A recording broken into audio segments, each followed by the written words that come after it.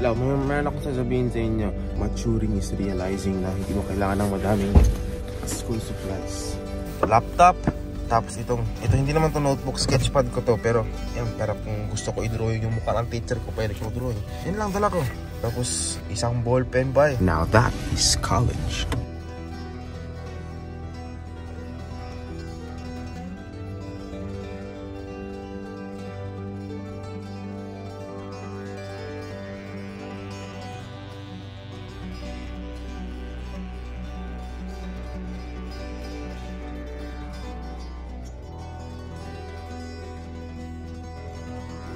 Papasok na ako ngayon sa school.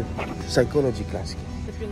Natapos na po ang first day of school. 1 hour lang ang klase ko ngayon. Bukas, isang klase ko lang din. 1 hour lang din. Pero okay lang yan. Kasi ganun talaga ang buhay. Police o puto. Dapat tayo nag-register ng college. Ang grabe ang. Ay mga friends, pauwi na kami. Tapos na ang araw ko. Agad 1 hour lang ang klase namin. Ngayon pupunta tayo ngayon ng camp. Pupunta tayo ngayon ng Asian store kasi ako yung nagkikrave na naman ng Filipino food. Gusto ko ng longganisa. Gusto ko ng longganisa.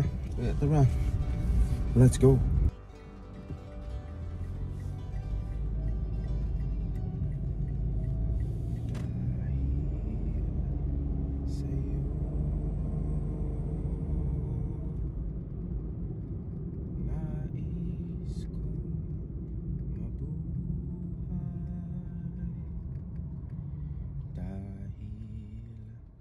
Sa'yo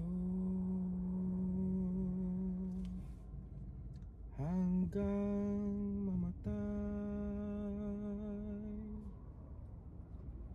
dapat mong tantuin. Strategies, APA style platation, and you can also get klase ba? Nakahiga. Nakalimutan ko nga pala sa inyo na sabihin na meron kaming online class.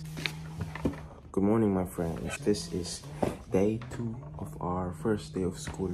Tuesday na ngayon. First time ko rin mag-meet sa subject na to. Pharmacology. Dito na kami sa classroom. Classmate ko pala ang aking kid. Awkward. Kami sa harapan. Again, on the next school year. 20 minutes pa mo. Pwede pa kaya? 23. Parang awkward sa harap mag-upo. Hanap tayo ng inyong Doon ako na-upo natin. Saan? Ang late pa sa ko yung kabilang classroom. Saan kabila? Sa pinakadulo talaga? Second row. Ayoko na second row din. Pinabahala na huwag na kayo magsama sa kasi alam ko, hindi naman kayo magiging interested sa pharmacology. Huwag na lang din kayo sumama, okay? Hello, dito ako ngayon sa grocery store.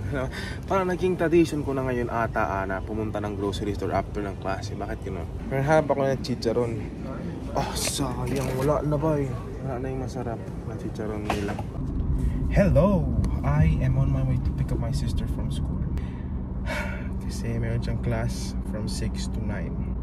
Ayan, ako magsunod sa kanya. The sunset is nice. Ang ganda ng sunset doon, no? Ay, nakatulog sa drive. Meron ako na ano ako sa kanta na ano ako sa ito na LSS ako. I'm gonna crack a rib when I get home. I'm gonna marry